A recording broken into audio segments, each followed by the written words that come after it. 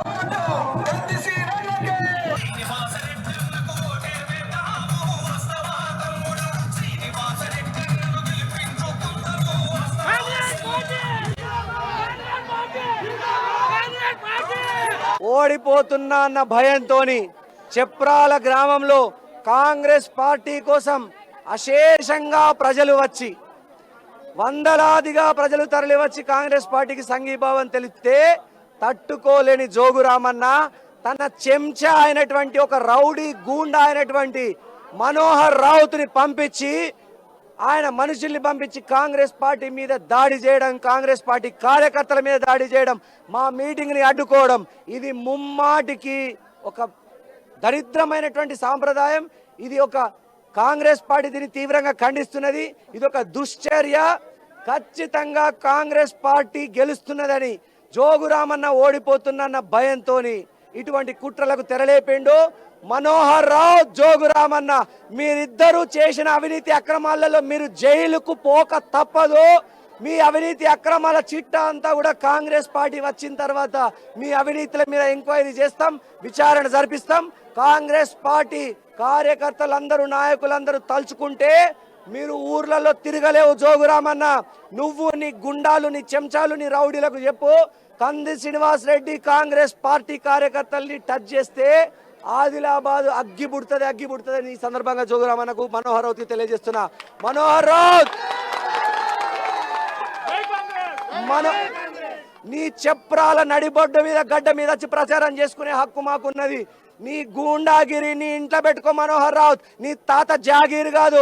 నిన్ను గనక కాంగ్రెస్ పార్టీ అధికారంలోకి వచ్చిన తర్వాత నీ మొరం దందాలు, నీ